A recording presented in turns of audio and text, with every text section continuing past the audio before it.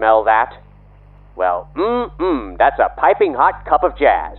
My ears are perked up by this heady aroma, and they are gulping it down. My mouth, on the other hand... Normally, I wouldn't be caught dead at this time of night without a mug of Black Pharaoh coffee. But seeing as how warm-hued leaves are gamboling down the lane, and as I walked to work this evening, I found myself being spied upon by more than a few sinister gourds with jagged faces. Therefore, it surely must be October. Well, folks, I had the October-tude fully and completely confirmed for me when what should I find resting on my desk but a thermos of spiced apple cider, a famous specialty of Nona, the daytime receptionist here at WIS. And being that she and I's circadian rhythms are diametrically opposed, I've never actually had the pleasure of meeting her, but evidence of her profound proficiency both in the office and in the cider department, as well as her kindness, can be found all through the hallowed halls of WIS. Monuments from another time, left for me to puzzle over and learn from. Now, that reminds me of a story, but one I'll get to after a pinch of preamble. After all, it's the time of night where I suspect you're expecting your regularly scheduled Call of Cthulhu mystery program. And mystery program will return next week as things heat up for the half-pints in Howling House. But don't worry for an instant that this Samhain season will be short on spookings. After all, we here at WIS are specters ourselves. Sounds coming from inside your very house. And you've summoned us with a wooden box full of crystals and strange tubes. So really, what did you expect? Anyway, all that's to say that if you crave tricks and treats, this radio station will fill your bag to the brim each night and every night that you tune in to WIS. When we're not shaking your foundations with the Call of Cthulhu Mystery Program's latest series, Night at Howling House, we're coming to get you with Haunters in the Dark. A little nomenclature we've co-opted to single out sensational stories to sufficiently startle.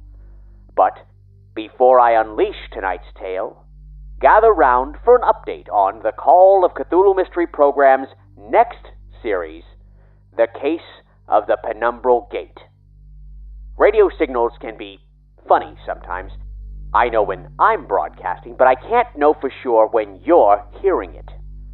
Just follow my instructions precisely, and everything will be hunky-dory.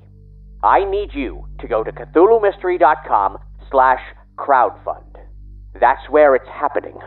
That's where the battle is being fought. That's where we learn whether or not the Penumbral Gate can be opened. The next season of Mystery Program can only be summoned with your financial support. And if you make an offering, there will be a reward. Not just all new episodes of our biggest, most jaw-dropping series to date, filled with queer jazz hedonism and metaphysical malpractice, but folks, we're also creating officially licensed Call of Cthulhu role-playing materials, turning Mystery Program's original stories into adventures for you and your friends, depending on where you are in the timeline. Maybe this Indiegogo campaign hasn't launched yet. If that's the case, just go to CthulhuMystery.com/crowdfund and share your email address. You'll be notified the instant that it's alive. But if at the moment you're hearing this and you have done what I have asked you, it is alive, only your support can keep it that way. And if you do, at any pledge amount, you'll get access to the Black Market, an exclusive emporium of add-ons and experiences that both enhance your pledging power and your arcane abilities. You can get yourself a seat at the table to play the Call of Cthulhu in private gaming sessions with our keeper, Luke Stram. You can have a lovely little tea time with occultist Estelle Thorpe, and she'll read your tarot. You can receive your very own custom-tailored Lot X mystery box filled to the brim with curiosities to startle and amaze. Or bag yourself a bag of wooden red herring coins to enhance your gameplay experience. It's all waiting for you at CthulhuMystery.com/crowdfund. donate like our lives depend on it. And if we make our goal, then we can look into far-flung horizons, like adding original songs to the Penumbral Gate by Walter Sickert and the Army of Broken Toys, or assembling an all-new, remastered, and expanded rendition of our debut season, The Black Birth. Without your help, these dreams will remain shrouded in mystery. I can, however, provide you with some assurances this evening. This next story, we know how it ends. Because tonight, our Haunter in the Dark comes to you by way of an anthology program called Someone Dies in This Elevator. That's how it works, folks. Every episode, there's an elevator. And every episode, there's a death. But how will it happen? Who will it happen to? Where is the elevator? And what is an elevator? And what is a death? How far can one show conceivably take this limited premise? Well, we have yet to find out. Thus, so far, this elevator shaft has no bottom, just infinite stories of stories.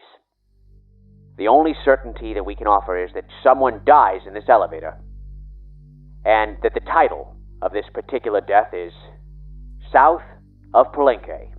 It's a tale written by and starring Andrew Siañez-De La O, a tale that takes the nature of some of our old pal Howard Philip Lovecraft's stories and offers a much-needed shift in perspective. We take you now far, far away from the brisk breezes of New England to the tropical heat of Central America. Oh, me? I'm going to stay right here, sipping known as nectar of the autumnal harvest. But you, have a lovely trip. Down, way down, south of Palenque. And, do watch out because someone dies in this elevator.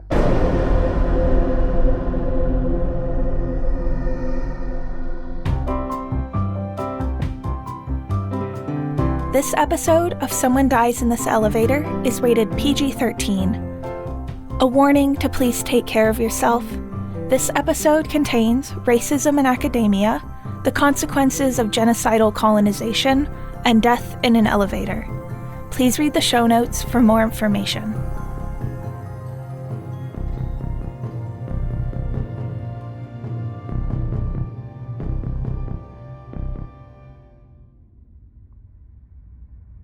Come on, put your back into it, Manny. I could use some help, Professor. Oh, nonsense. You got it. Besides, what am I paying you for? You paid for a jungle guide.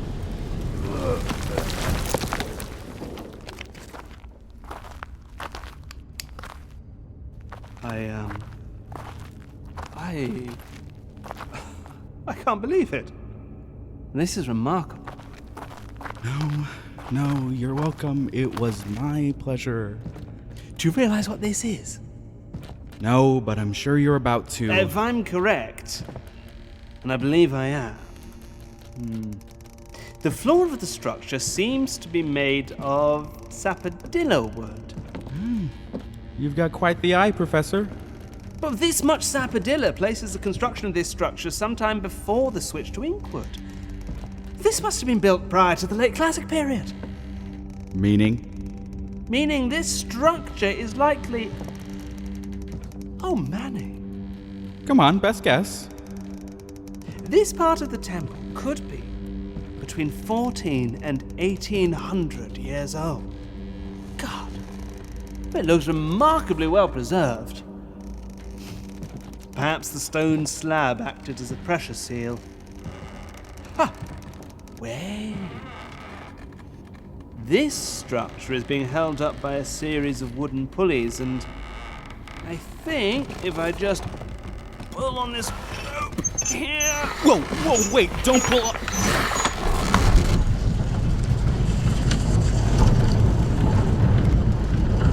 Now do you understand, Manny? We're in an elevator. An ancient, Mayan elevator. You can't be serious. Oh, I am. And given that stone slab we just moved, no one has set foot on this elevator for over a millennium. Millennia? Is this safe? It's hard to say. But when has progress ever been made without taking a few risks? Hand me your torch. What? Your flashlight. Hand it over. All right, here. There seems to be something in the walls. Embedded in the limestone. It's catching the light. Can you see? Pyrite. Huh? It's pyrite. The Mayan people placed it in their tunnels to make them sparkle. Like there were stars in the darkness below the ground. It's fitting. Fool's gold for a foolish sentiment. I thought you would have known that. Being a professor and all that. That reminds me. What are you a professor of again? My focus, you could say, is lost civilizations. Forgotten peoples. Forgotten people. Yes. You might have read my work in National Geographic. I had a piece published recently on Uxmal. Uh-huh. So, what brought you to Mexico? The Mayan, of course. Right. Of course. The walls of the, tunnel seem to be adorned with pictographs. You can read those? What do they say? Now, I could be wrong. I don't have my notes with me, but... Don't leave me hanging. Well, it seems to be a depiction of a descent of sorts. And here, the word mirror. Their symbol for portal, perhaps into Xibalba, the underworld. What about there? Those shapes, what do they say? Outsider, perhaps? Foreigner. No, that's not quite right. An individual looking from the outside in. Well, observer, perhaps. In this glyph, is that Lord? Yes, of course. It must be about Hernan Cortez.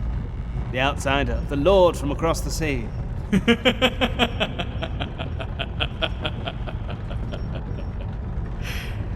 You're so close. Excuse me? You're close. That was almost right. How would you know? Tell you what, I'll give you a hint. Rosa was a little heavy-handed with the chisel. That glyph you're reading is Lord, Awa. It's actually wink, meaning person. Wink. Uh-huh. And here, snake, smoke, mirrors, and this one is you. Read that for me, Professor. Mouse? No. Rat. Try again. The whole thing. Well, a rat traveling down the throat of Come on. Snake. Bueno. You got it. What is this? What's going on here? Is this some sort of joke? Who put you up to this? A millennia. What are you on about?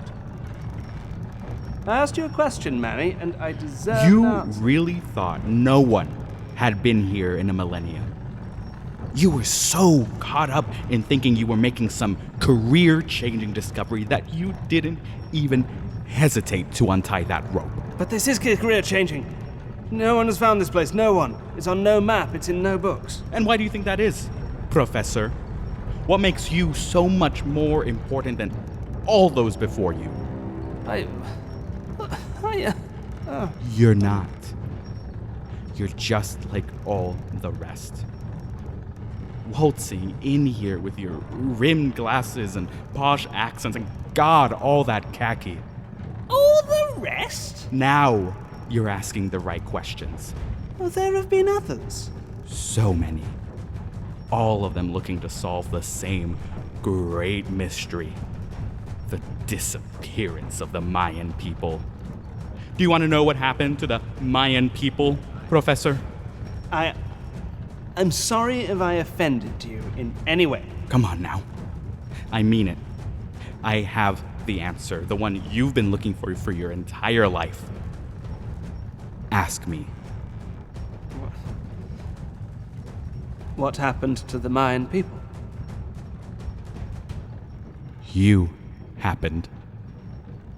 You colonizers.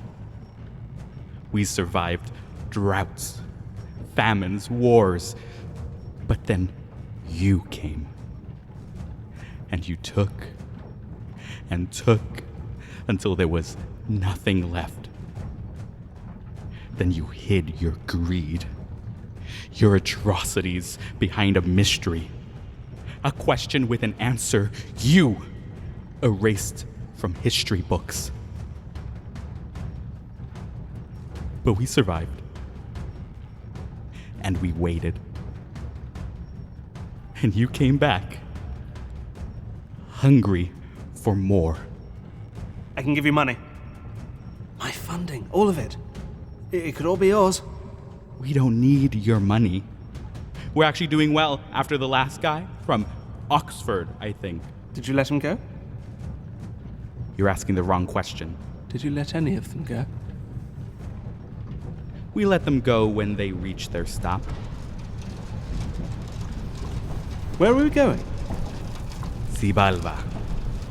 But as you know, Professor, there's only one way to enter the underworld. Oh, please. Please don't do this. I'm begging you. Come on. We're all good people here.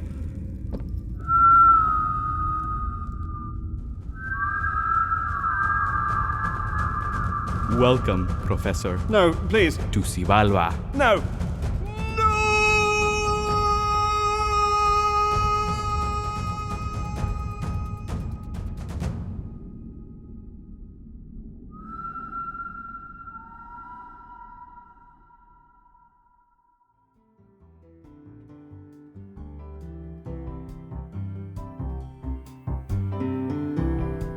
South of Palenque was written by Andrew Siañez-De La O and directed by Colin J. Kelly. Script editing by Jesse Shushu. Dialogue editing by Amador Rodriguez. Sound design, scoring, and mastering by Tal Manier. Executive produced by Colin J. Kelly and Tal Manier. Starring Felix Trench as the Professor and Andrew Siañez-De La O as Manny.